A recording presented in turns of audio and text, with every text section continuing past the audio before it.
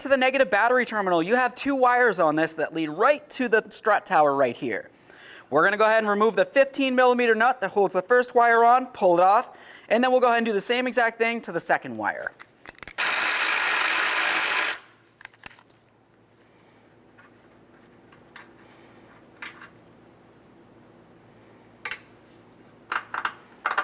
Remove that wire, inspect both sides, set it aside.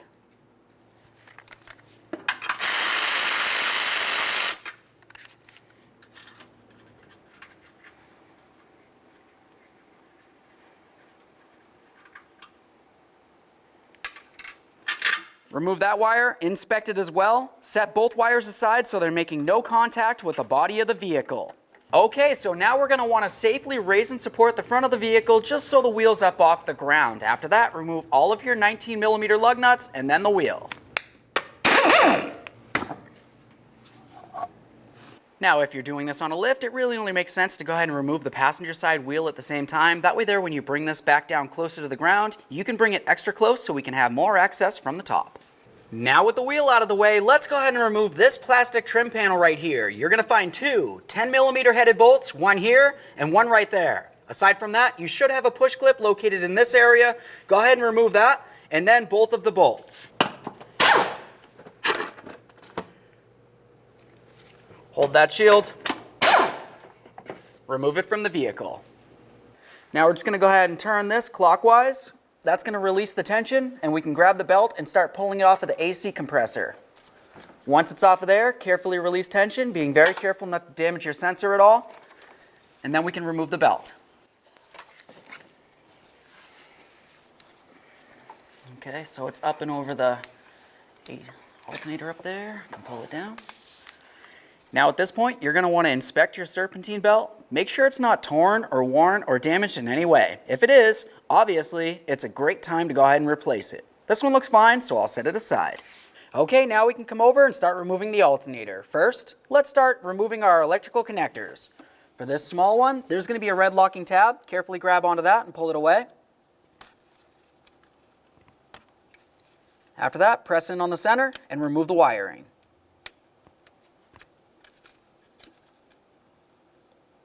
Now we're going to move along to the main wire for this. There's going to be 2 squeeze tabs. There's one here and one just under it. Squeeze the pair, pull this cover off. Under that, you're going to find a 13mm headed nut. Remove that and set this wire aside.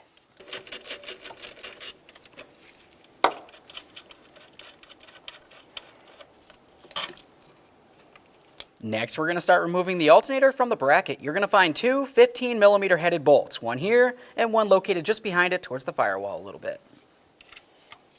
Let's get these out of here.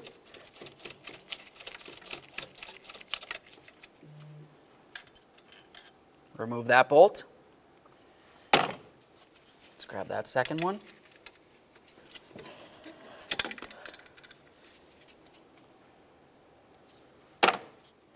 Grab onto the alternator, give it a little wiggle, and remove it from the vehicle.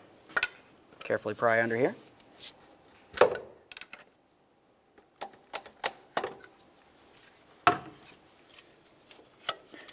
Inspect your alternator, set it aside. Now with the alternator out of the way, you have a nice clear view of the cam position sensor right here. To do this, we're going to go ahead and grab onto the electrical connector right in the center. You can lift that tab. After that, we'll just go ahead and separate this. Inspect that wiring, of course. Set that aside. Move along to your 8mm mounting bolt. Let's remove that.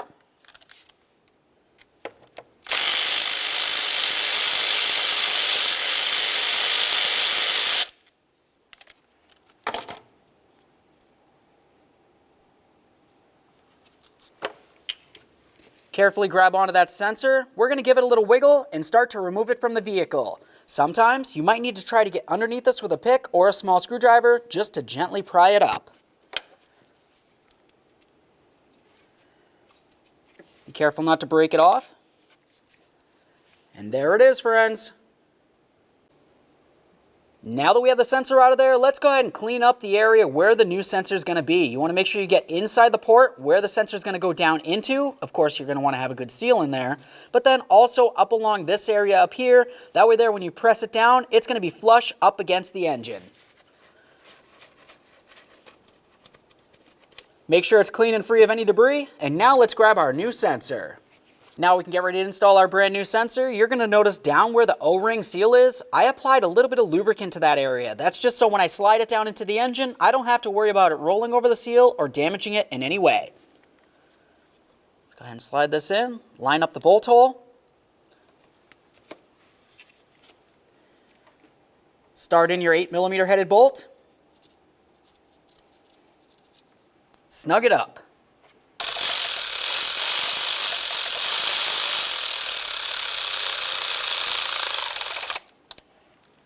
Now let's torque this bolt to 106 inch-pounds.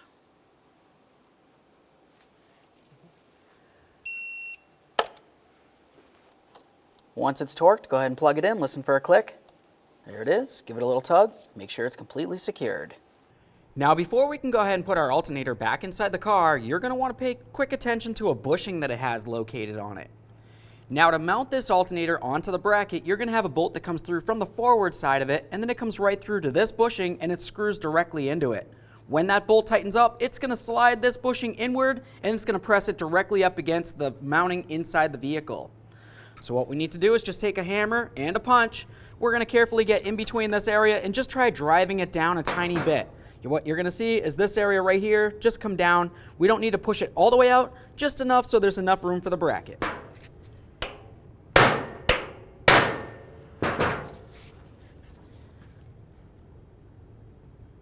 Now we can slide this right over the bracket. We've got our bushing area here. We're going to bring it right down over this. Slides over easy peasy. We can start our longer bolt in and through. Screw that right in a couple threads. Let's take the rearward bolt, slide this through, get it into the bracket as well. Bottom out both of your bolts. Now we're going to torque each of these bolts to 31 foot-pounds.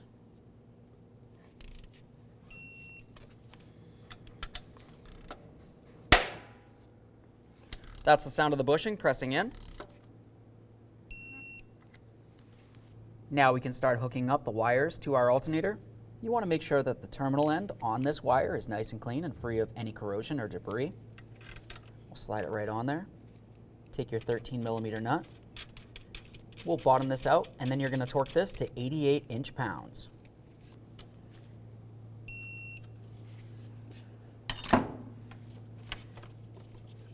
You want to make sure you put on your protective cover. Make sure that's completely locked in so it can't fall off. We'll continue on to this wire. Slide it in, listen for a click. Give it a little tug, make sure it's secure, lock it in. Now we can start putting on our serpentine belt. We're only going to start putting it on up along the top here. We'll hang it down a little lower, get back inside the wheel well so we can finish off putting it on. Let's start sliding the serpentine belt in here. Just going to put it down and past the power steering pump here. That's this. Press it down past the idler, down past the tensioner down there as well. Now the next thing we're going to do is take this belt, we're going to loop it up and around the alternator here, bring it down and around the idler, and then we'll just push this all down so that we can reach it from the bottom.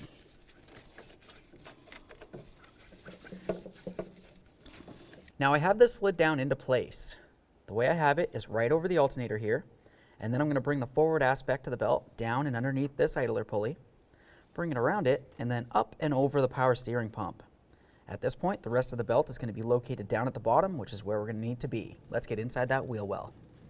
Okay, so from now inside the wheel well, we can see exactly how we have the belt situated. The forward aspect of it is going to come straight down along the front and then make its way underneath the AC compressor right here.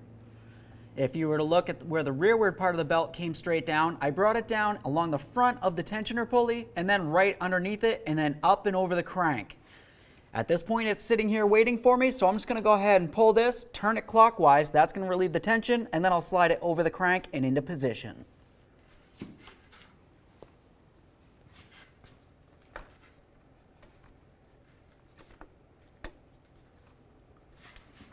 Regroup.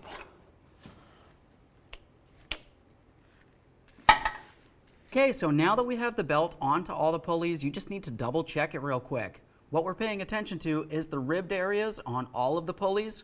You want to make sure that the ribbed areas on the belt are fitting directly inside of them.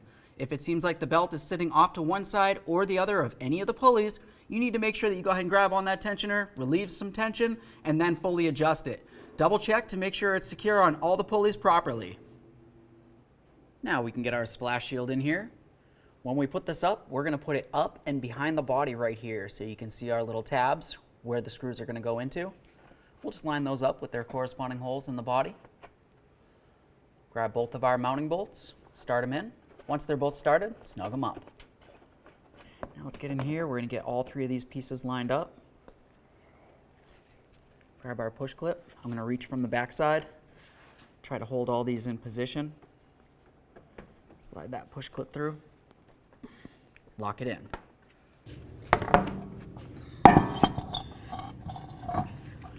All right, now at this point, we're going to go ahead and get the wheel back up on here. We'll start on all 5 of our lug nuts, snug them up, get the wheel back on the ground, and then torque it to 100 foot-pounds.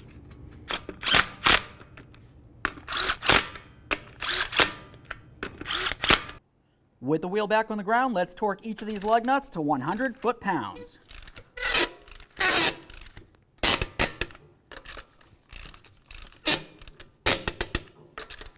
Now, if you remove the other side wheel, make sure you put that on and torque it as well. Okay, we're cruising along. The next thing that we're going to do is reconnect our negative battery terminal to the body.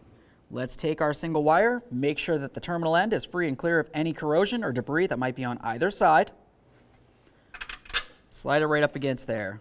Now we're going to take our mounting nuts. I'm going to take the smaller of the 2 nuts. We'll start this on here, bottom it out.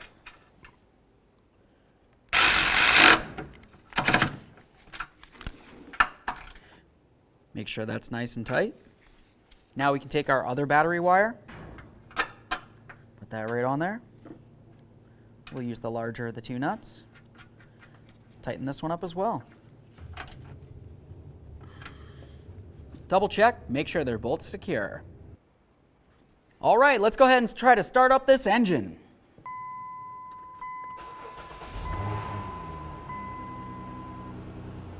Oh yeah, listen to that baby purr. Okay, so now that we just ran it for a few seconds, we went ahead and we turned it right back off because we want to get back out here and we want to double check our serpentine belt. Once again, we're making sure that it's still on all the pulleys the way that it needs to be.